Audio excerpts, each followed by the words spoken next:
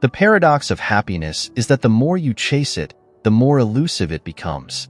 However, what lawyer-turned-author Gretchen Rubin proposes in The Happiness Project is that instead of searching for happiness, we become more open to life's joyful moments. We may find that, as Wordsworth once wrote, we're surprised by joy. The Happiness Project shows that you don't have to give your life a complete overhaul searching for happiness. It's the culmination of an idea. A year-long happiness project where Rubin dedicated each month to a theme to allow more happiness into her life. This stunt genre-style book chronicles the 12-month adventure of test-driving the wisdom of the ages, historical lore, cutting-edge scientific research, lessons from popular culture, and good old common sense about how to be happier. Sidney Collette said, "What a wonderful life if only I had realized it sooner." These words struck our author and made her reflect deeply on her own happiness.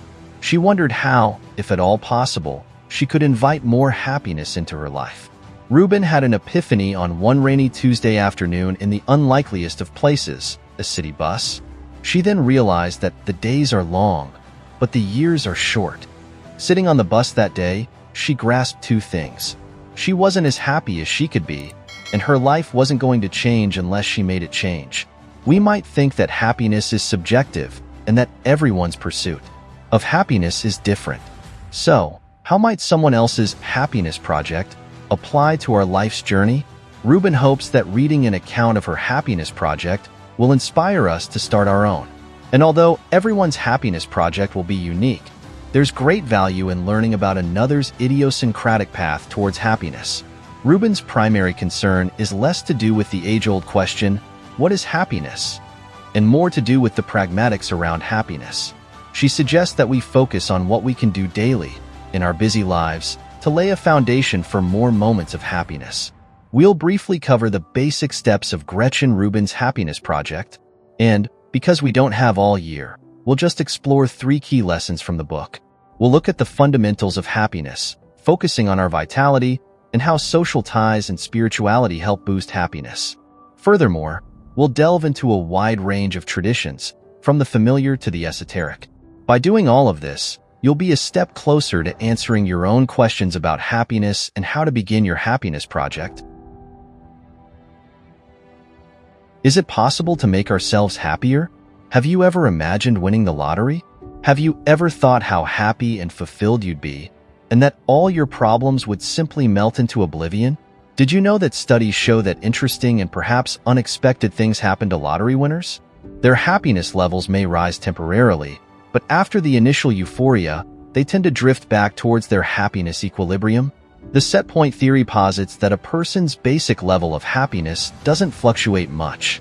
The assumption here is that our subjective well-being, happiness, is determined primarily by heredity and by personality traits ingrained in us early in life. As a result, it remains relatively constant throughout our lives. The set point theory then begs the question of whether it's possible to get any happier, or are we just stuck with the happiness cards we've been dealt? Will some people always be more naturally cheerful than others? While it's evident that some people are naturally more ebullient or melancholic, science shows us that we can still boost our happiness within our own set point range. According to current research, when it comes to a person's basic level of happiness, genetics account for about 50%. Life circumstances, such as our income, marital status, and health account for 20%, and the remainder is determined by how we think and act. In other words, we have an inborn happiness disposition that sits within a particular range. Still, we can push ourselves to the top of our happiness range, or push ourselves down to the bottom of a happiness range, depending on how we think and act. When it comes to our happiness set point, our thinking and actions can potentially help us set a new norm. Now for the second question. What is happiness? This is a perennial question that we've been asking ourselves, and Rubin suggests it's for us to decide, or better yet, experience. Of course, there's merit to defining terms precisely. One positive psychology study identified 15 different academic definitions for happiness.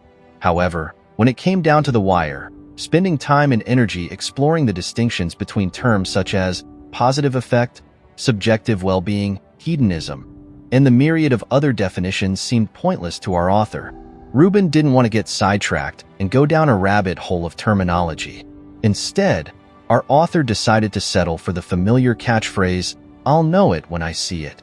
The great jazz artist Louis Armstrong said, "If you have to ask what jazz is, you'll never know. Don't ask, listen." Language has its limitations, especially when it hopes to capture the essence of such a highly personal experience like happiness.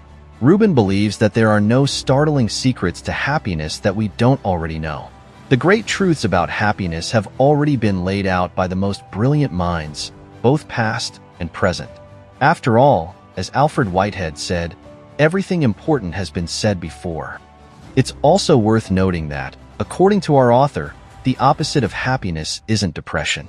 Depression is a grave condition that deserves urgent attention and occupies its own category, separate from happiness and unhappiness. However, addressing the causes and remedies of depression is beyond the scope of this particular book. Rubin began her project by figuring out exactly how to make herself happy. This process is where she likens the pursuit of happiness to dieting. Intuitively, we all know the secrets of dieting: eat less and exercise more. But it's the practice of these truths and consistency that becomes the ultimate challenge. Hence, the challenge is how to put happiness ideas into practice in our everyday life. The wisdom of a chart-keeping approach. How many resolutions do you set each year? And which do you actually stick to? If you're like our author, and 44% of Americans, you make New Year's resolutions and don't keep them for long. If we want to follow through with our good intentions, we need to set concrete goals, keep a resolution chart, and track our progress. Just stipulating something abstract like, "be healthier," isn't going to cut it. Here's where virtuous leaders like Benjamin Franklin and the latest scientific research on goal setting and happiness can help us with our happiness project resolutions. Franklin used to identify virtues he wanted to cultivate, and each day would write up his virtues chart, rating himself as to how well he had performed that day on each criterion. Research shows that we perform better when we separate our goals into measurable and visible actions. On your charts, get set, go. Research taught Rubin that an essential element of happiness is social connection. Therefore, she resolved to tackle marriage, parenthood, and friends. Work and leisure are also crucial to happiness, so she included the categories work, play, and passion. Then she added money to the list. Although we've been told that we can't buy happiness, managing finances effectively, and investing in experiences or material things can bring us bouts of joy. She also learned that happiness depends a great deal on our perspective, so she added eternity and attitude to her list. Finally, central to our happiness is health, so Rubin dedicated January to the month of vitality. However, it's all well and good writing down a list of goals. The difficulty is sticking to them. Hence, Rubin got specific and charted precisely what it was that she'd be expecting from herself. After she identified areas to work on, she then came up with happiness-boosting resolutions that were concrete and measurable. So for January, get more sleep was one of her vitality action items. Inspired by the Benjamin Franklin chart-keeping method, Rubin designed her version of a scoring chart system. She created a calendar where she could record all her happiness-related action items and gave herself a daily tick for good, or a cross for bad, next to each resolution. Now that we're up to date with the why and how behind starting a happiness project, let's dive into some key insights around what we might want to do to invite a little more happiness into our lives. Do you need an energy boost? Rubin kickstarted her year by dedicating the month of January to boosting her vitality. Health and energy are essential elements of life satisfaction. Being happy energizes us, and at the same time, having more energy makes it easier for us to engage in activities. As we know from Eat, Move, Sleep, exercise, and diet are the basic requirements for energy. So on January's to-do list, Rubin's action items included go to sleep earlier and exercise better. While these may seem to be common sense, they're not always common practice.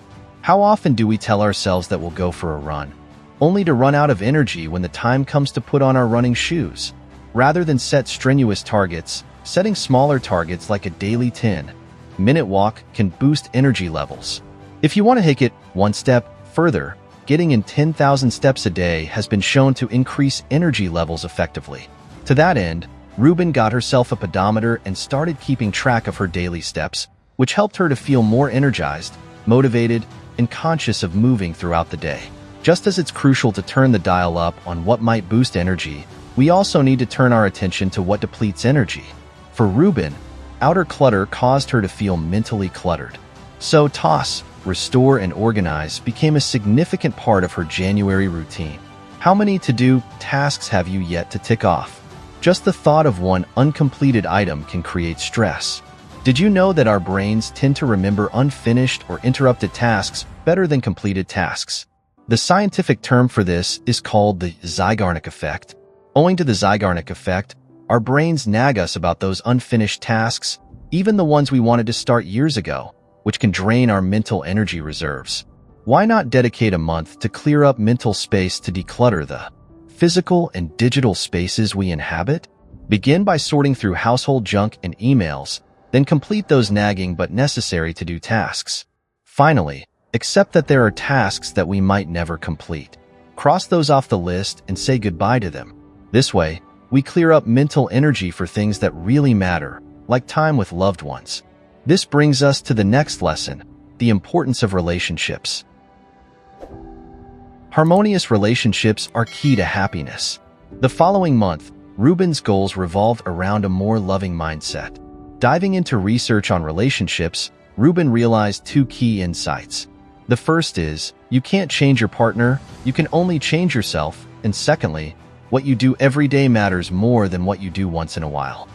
So February's action items included things such as quit nagging, fight right, and give proofs of love. The no nagging rule might sound simple. However, it took a considerable amount of focus for Rubin to be more intentional and aware of how her words and actions affected her relationships. But it worked. For example, rather than force her husband to take out the trash with a rude, accusatory tone, she simply uttered a neutral, one-word reminder like, garbage. This instantly lifted her mood and reduced unnecessary stress that came from nagging. In terms of fight right, Rubin made a conscious effort to see the light in a fight. Fights with our significant other are often charged with negative energy, but Rubin wanted to change that. If an argument was brewing, she decided to fight with an intention that would benefit both her and her husband. She chose to compromise where she could, and when possible, even laughed. Research shows that our brains cling to negative experiences and feelings more easily and deeply than positive ones. In any relationship, it takes about 5 positive actions to correct one negative one. Bearing this in mind, trying to reduce unnecessary negative actions and feelings, and make room for positive experiences helps strengthen our relationships. Rubin wanted to show her appreciation for her husband through random acts of kindness to create room for more positive experiences. These were small and simple, and came without expecting anything in return. According to our author, everyday niceties matter more than big gifts once a year. On the note of buying gifts, this brings us to whether money can buy happiness. Spending money thoughtfully and in the right way can boost happiness. One of Rubin's revelations from her happiness project is that most people don't spend enough time thinking about how money can buy them some happiness. The idea that money can buy happiness is a controversial one, but worth unpacking. She says, when money or health is a problem, you think of little else. When it's not a problem, you don't think much about it. Some of our biggest worries include financial anxiety and job insecurity. But what if, alongside our financial fears, we developed a proactive approach to how we spend our money? Rubin believes, whether rich or poor, the choices we make about how we spend money can either boost or undermine our happiness. Sometimes we might need to spend small sums of money in order to achieve our desired happiness outcomes. For example, Rubin spent money on a party for her sister to foster sisterly bonds. On another occasion, she unashamedly purchased a pricey food processor, which she has happily used ever since to make healthy fruit shakes for herself and her family. Knowing what not to buy is just as important as knowing what to buy. Ever heard of the gym membership effect? It's how most gyms make money. People purchase expensive gym memberships hoping that this financial incentive will get them to work out more. But this doesn't always work out. Often people lose motivation and feel guilty not just about not exercising, but due to having paid so much for a gym membership in the first place. So it's essential to be mindful of how we spend our money. The thrill of impulsive, meaningless purchases is often short-lived, but a wise purchase that aligns with a larger, more meaningful goal might just make us happier in the long run. In conclusion, the core message behind Rubin's book is that happiness might be different for all of us, but we're all capable of boosting our own happiness. As with all projects, happiness takes time, effort, and attention to detail. We begin the project by choosing to get started. Then we learn to recognize what makes us happy. This is where we write a list and reflect on what truly matters to us. Once we've done this, we can begin to take concrete steps towards making those things happen. Rubin covers a variety of areas and related happiness action plans that offer us a blueprint to chart our own happiness project. As you decide what happiness-boosting tasks to undertake, remember the cliché about life being a journey and not the final destination. The journey is what really counts. So why not get out those magic markers and glitter and add some much-needed sparkle to your very own happiness project?